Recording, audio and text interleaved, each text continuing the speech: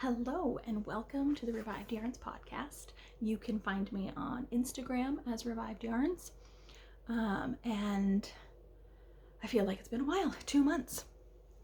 And I have a lot of stuff to show, and possibly my camera doesn't have enough memory to do the whole thing at once, so we shall see. And I have to be quick anyway because the puppy is sleeping in his kennel. Okay, so first off, I had a couple of skeins of a fading or striping yarn that I did as a hand spun, and I didn't know what to do with them because they're kind of bright colors. So they faded or striped. This one was pink and orange to darker pink, lighter pink, orange, yellow. And then this one was shorter stripes, and these purple, green, pink, yellowy green. So I just did this blanket with this brown is just a reclaimed wool and cashmere blend, possibly. I had plied a couple strands of different sweaters together. Anyway, you can tell it's slightly felted because I had to wash it because the puppy spilled my coffee on it. And I'm okay with that because it makes it a little bit denser, though the reclaimed yarn didn't felt. So slightly off, but it's really nice for just the back of my chair. My daughter used it a bunch when she was sick recently. We all got the flu, we're pretty sure. She had a fever for 5 days, and the pediatrician's office said that they usually see that fevers for that long in the flu. So yes, that was a fun, quick, mostly garter stitch knit, and it used up 2 things of hand spun and all of that brown, which I believe was left over from a sweater that I knit several years ago. All right, and then I wanted to do another blanket. I'm trying not to bump my table because it wiggles my tripod, but that's where things are. I had this purple merino that I had no idea what to do with. I started and ripped out so many projects with it, so I decided to go through my scraps and find teal ones and greenish and teal. So this is all reclaimed cashmere and merino, and then this border is Knit Picks, I can't remember, one of their merinos, and I just used it up around the edge because I didn't know what else to do with it. It was one of those, I bought it because I had a kind of a plan, and then the plan didn't work out, so I just wanted to get out of my stash. Worked out really well, except after I finished it, I found a couple more balls of this purple reclaimed merino. So I'm not sure what I will do with it, because I would have to rip out this one to add more, or I guess I could just add it around the edge if I have another teal that I can hold with it, which I'm sure I do somewhere in my stash. So I might add to it, I might not. That's the great thing about a crochet granny square like this, is that you just start in the middle and you just keep going and going and going and going, and the rows get so long, and it's kind of hard to calculate how many or how much yarn you need for the final row. So that one I had to keep track of. I think I had 3 balls of this, and it only did this much, so it used up a lot. So there's another blanket. We haven't really used that one yet. It might go in the gift part and just hold on to it until I have someone to gift it to. It is washable in the machine, though I did lay it flat to dry. I guess I should try drying it and see if it holds up or if it felts. All right, and then I needed some warm slipper socks. So I made me some DK weight socks. I did use the stitch counts from a free pattern. I think it was 40 stitches, 2x2 rib that goes all the way through the foot until the toe. And then I did a slip stitch heel, and I had tried a slip stitch heel on another pair of socks. And then the sole, which is where my socks wear out, is just the bottom here, like right here. So I went ahead and did slip stitch through the whole bottom of the foot, and then just stopped here because I haven't worn out any of my socks there. It's always in the sole. So there's the other one, and I did these over Thanksgiving trip to see my family. And while we were there, my nephew was very amazed. He is 8. He was very amazed at me knitting, and he decided he wanted some mitts. So I ordered some Plymouth Yarns DK Merino Superwash, and I made him a little pair of Maize, the Maize pattern from Tin Can Knits, a little pair of fingerless mitts. He was pretty difficult to tie down on what kind of mitts he wanted, because at first he said mittens, and then we were like, do you want fingers? And so hopefully he likes these. I will send them to him for Christmas.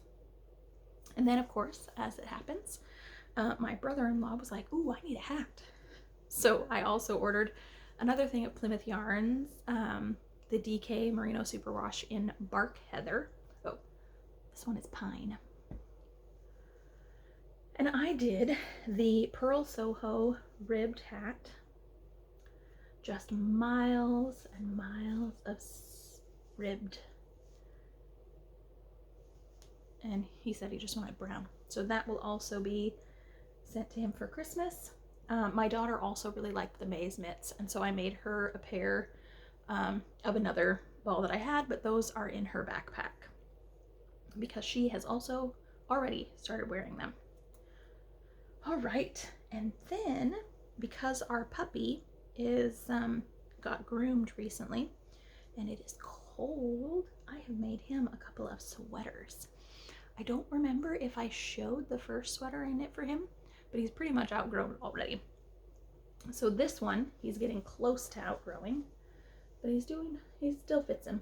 I used the Lion Brand Proud Puppy Dog sweater. It's small and medium. And so I did the medium size, but my gauge was bigger, so it's slightly bigger than that. Anyway, it's got a turtleneck type sweater that we fold down and has little leg holes. It looks super cute on him. I might try and add a video at the end of him wearing it. But it's getting a little bit small already, like it's kind of short. So I tried to do one that was slightly bigger. It is really hard to show dog sweaters because they're such a weird shape. So I did a little more chest, room in the chest, and I didn't do the turtleneck part. I haven't actually tried this on him. I should have put it on this morning, but I hadn't woven in the ends yet. And he tends to like to try and bite on them, so I knew if there was an end, he would totally get it. Oh, this one is from the yellow is a wool, a very toothy wool from an unraveled sweater. And the colorful bits are a sock yarn that I can't remember what it was. I think it was an oddball that I had found at a thrift store. And then this one is reclaimed wool. The orange is from one of those printed merino sweaters that you can buy that I unraveled that has super thin yarn. So I think I held 2 strands of that and then a strand of random cone wool in brown.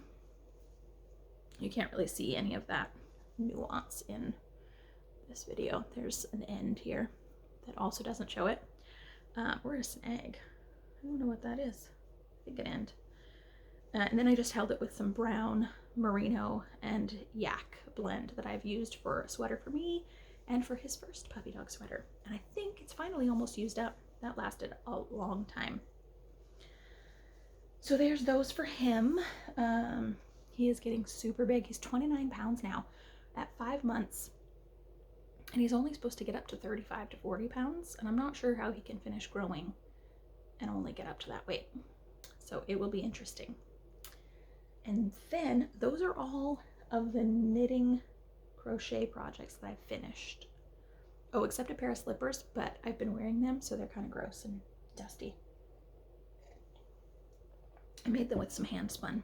That was really nice. All right, now I have a kind of insane amount of spinning. So hopefully you're here for that, because I got lots of it. All right, so I had a wonderful navy roving that I purchased from a lady in my spinning group who was closing down her wool business. It is gorgeous navy. It spun up like a dream. So plump.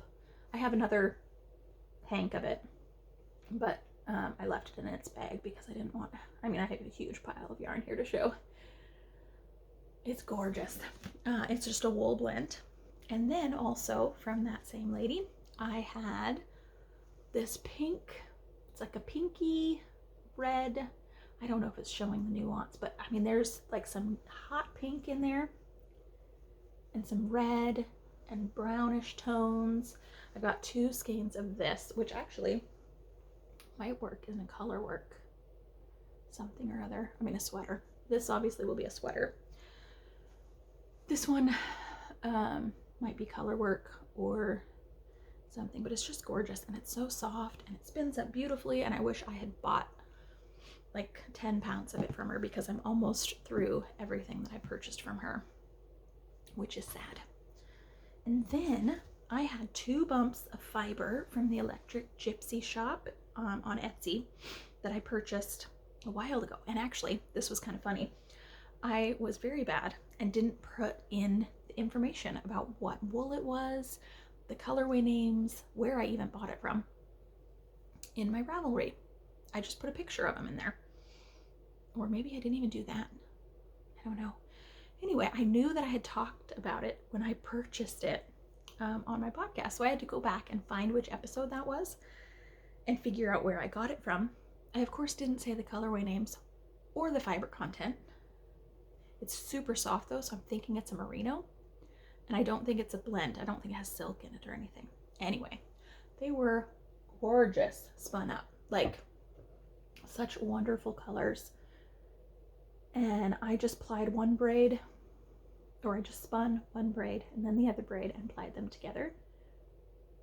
And I think these 2 skeins are going to go with possibly some reclaimed cashmere that I have, or wool in my stash, and do a slip stitch sweater. So there's a couple of them out there. I know that Andrew Mowry has one, and the sea glass sweater, I don't remember who designed that one, but both of them are the 1x1 or slip stitch color work. So those are both options. And then I had a braid of this, or I had a ton of white merino because I had purchased from, ooh, I almost dropped my coffee. Oh my gosh. Okay. Which is getting cold because I'm talking and not drinking. From Paradise Fibers, they had a sale on a pound of merino and Corriedale and a few of their other wools a while ago. It's been a while since I purchased it. And so I took 4 ounces of it and I dyed with blue and red food coloring, and it made purple and blue and stuff. Well, I was going to apply it with something else, but it ended up, the contrast was just too much. So I decided instead to, I think it was actually those that I just showed. Yeah, so the contrast was too much. And I didn't want to re-dye it because I'd already started spinning it when I realized it. So I decided to take 4 more ounces and dye it in a similar way. And so I had enough for 2 hanks of this very pale purpley blue specks with lots of white in it. Turned out beautiful. And my daughter says she wants a dress in this. She always says she wants a dress, but I think I'm going to actually do a sweater because she doesn't actually wear dresses that much. She likes the idea, but I think she knows that she doesn't it's not as easy to play in a dress. So I think I will do a sweater for her in these. Those other ones I showed have been finished, so soaked and thwacked and hung. This one has not, and I need to do that after I finish here. And then I decided I had this amazing merino, oh, what's it called? It's like the sparkly stuff. I'm just gonna check really quick because I have my computer right here. Oh, it's just a nylon? Oh, the trilobal nylon? Probably not saying that right, but it's sparkly. And my daughter wanted to do roll legs. So we did that. It's like a dark brown with tons of sparkle in it. 30% of it is sparkle. And we just chose some pinks, some teals. I mean, there's all sorts of colors in here. This one, let me actually show it the best. So I just did a ton of those. I think I had 16 ounces of the brown and then a bunch of just random scraps and bits from other packages of bits that I'd gotten for bits for bats. Oh my gosh. And so I don't know how much I actually got. I should have waited, I suppose. But it's super sparkly. And I got a lot of skeins. This is probably, I mean, this is enough for a sweater for me. My daughter says she wants it, as she always does.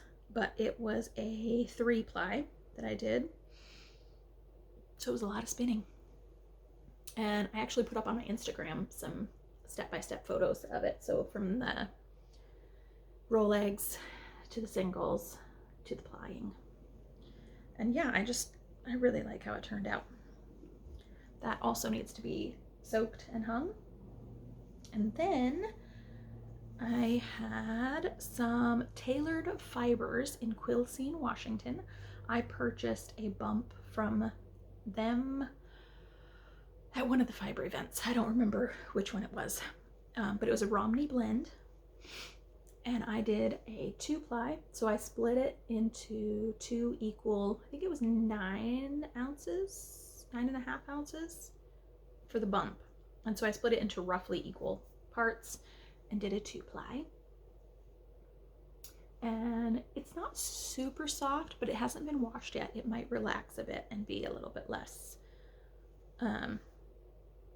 scratchy. There is vegetable matter in it, and it was kind of messy as I spun it, but really nice, natural. I might do slippers in this because my feet are always cold, so this would make lovely slippers. It would also probably make a good hat or mitts even, though I wore a wool hat the other day and it was really itching my forehead. I hope I'm not developing some sort of allergy to wool. That would be really sad. And then I decided I wanted something different after that. So I grabbed an ounce of sari silk that I had purchased, that orange one.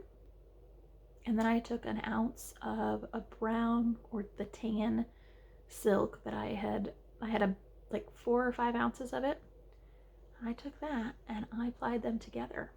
And it's such a soft, like smooth, and it's shiny, and I have no idea what I'm going to do with it, but I did make a bunch of roll legs in orange tones, so I could use some of those together. This is not very much, but I could do stripes, like small stripes of this within it, maybe for a shawl. I think I have enough in the orange roll legs for a sweater though. I am getting a lot of sweaters. In fact, I probably need to go through them and decide on ones that I don't wear enough and get rid of them. Okay. Wow, I think that's all the spinning. That was a lot. And then my spinning group, we did a gift exchange, white elephant, Santa swap, something. and I ended up with a painting with wool book. So it's 16 Artful Projects to Needle Felt by Danny Ives. After I got it, I followed her on Instagram, and she has some amazing projects.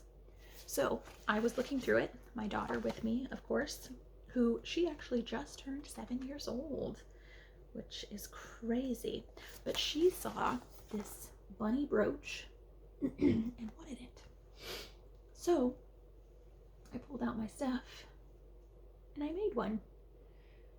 Probably needs to be felted just a little bit more because the fibers are fluffing a bit.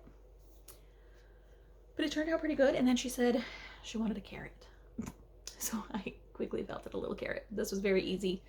This actually wasn't too hard. I'm always kind of amazed. Before I start felting projects, I'm always like, oh, it's going to be so much work. But it really is such an interesting process because you can so easily just pull the wool off and start over.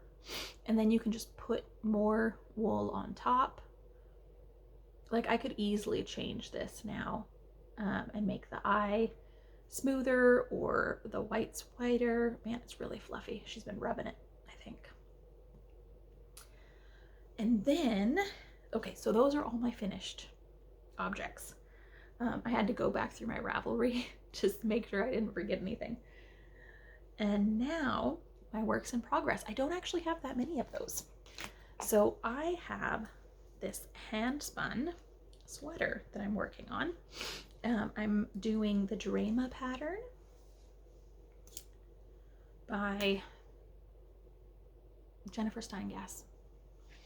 So this amazing Handspun.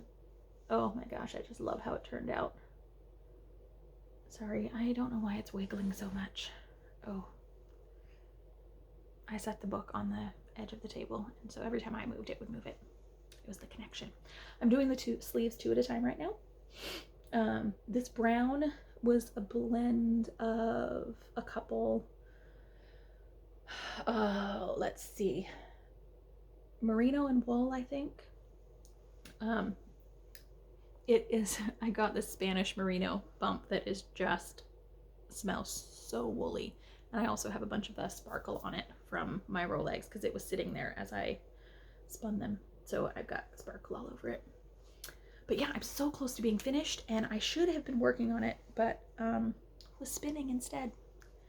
Because apparently I've decided I need to use up all of my wool fiber stash. I don't know why, but I'm going through it at a crazy pace. So yes, I'm so excited to have this done. I really should finish it because then I can wear it. But this yoke is just amazing. I love how this turned out. This was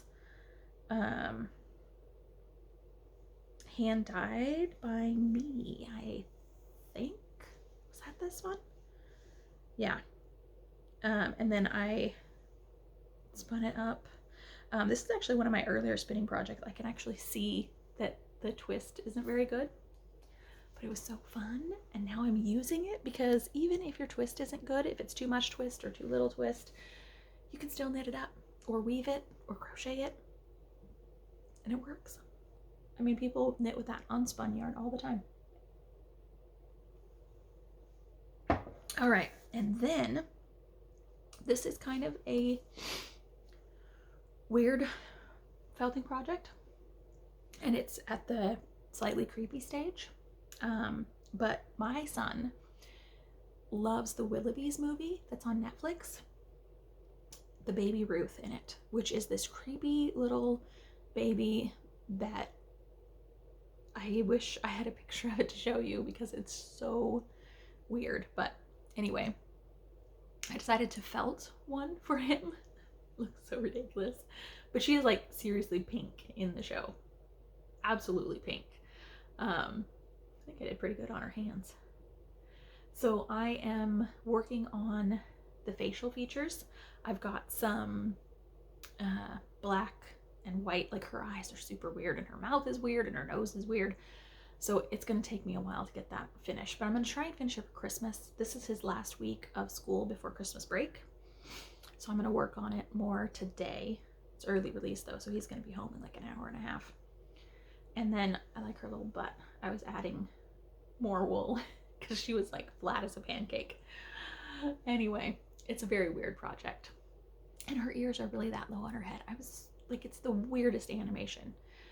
Though it is cool that their hair has yarn texture for all the other kids in the Willoughbys. Also, it's just a really weird movie, but he likes it. So that is there. And then I have one final project where I made Rolegs from, ooh, these things are terrible, from a Mad Hatter Fibers, who is in Olympia, I think. I bought a braid from her at one of the events, and it had this purple and a light brown and dark brown. So I made Rolegs using that, along with some silk, and I did a fade. So each Roleg fades from the darker brown to the purple through the tan, and I ended up with 28 Rolegs, and I did the tan silk mixed in as well. So 28 Rolegs, so 14 Rolegs on each bobbin. But I ended up spinning it really, really thin, like super thin. So I am debating if I did a 2-ply, it would be pretty thin, like fingering weight. And it's not terrible to have fingering weight, but also, yeah, I don't know. I'm also considering, I have a Polworth silk blend that I purchased, that is the same tan color, this pale brown, a tan. And I should weigh it and find out how much is there, and then I could spin that up and use it as the 3rd ply, so it's thicker. Maybe I'll test that and see. I also got 2 new bobbins in the mail, finally, that came from New Zealand. I don't think this is actually one of the new ones, but it looks exactly like this, for my Majacraft Little Gem. Because I bought some 3D printed ones, but they're noisy. They don't run as smoothly, and I mean, my spinning wheel is super quiet. I can do it while the puppy is napping next to me and doesn't bother him. But if I use those 3D printed ones, there's like rattling and squealing and squeaking, and yeah. So I needed the ones that were actually made for it. So I was excited to get those. And I need to remember the next time at a fiber event, because there's the Eugene Textile Center, I think, usually has them in stock. These ones I ordered through the yarn store and came from New Zealand. So I think I need to purchase a couple more the next time at a fiber event with them, because I don't want to pay shipping. Okay, so that is it. I actually did it. I got through it all. I feel like it's weird I don't have more projects. I need to start something else. Maybe a shawl. Anyway, thank you for watching. Welcome to new subscribers, and welcome back to anyone coming back again. I was hoping to do these more often, but you know how that goes. We all got so sick, and then my daughter missed like a week and a half of school. She's already missed a week before that. We're both sick. I was sick on my birthday. Oh yeah, I just turned 39. Right? Yes, 39. I never remember how old I am. My husband makes fun of me for it. And then, yeah, Christmas is coming up. Thanksgiving. We went to Forks, where I grew up, for a couple of days. We're not traveling for Christmas. My mom is going to come over next week to see us for a couple of days. And then we're going to stay home and do the slow present opening, which is so nice. I've always disliked the open everything at once style of present opening. It's overwhelming for the kids. It's such a huge mess all at once. So we are going to start opening probably on the 19th when my mom gets here. we'll have them open something, because it's also the puppy starts his intermediate puppy class. So my husband and I will both go to that and leave the kids with my mom. So we'll let them open some presents so they are distracted, and with my mom here as well. Hopefully it won't be too crazy. Because my mother-in-law lives with us and she watches them when we're gone, but she's just here. She doesn't distract them, so they tend to fight with each other because they get bored. So my mom tends to play with my daughter because they both love art, so they do art together. And then we'll give my son probably a new Nintendo game, and then he will be distracted, and it will all be good, and I don't have to worry about them being crazy and complaining the whole time after we get back about how much they fought. Anyway, so I hope you have very happy holidays, and the new year brings wonderful new things. And I will try and do another one of these in January and have a finished sweater and also this creepy baby's face finished for you to see.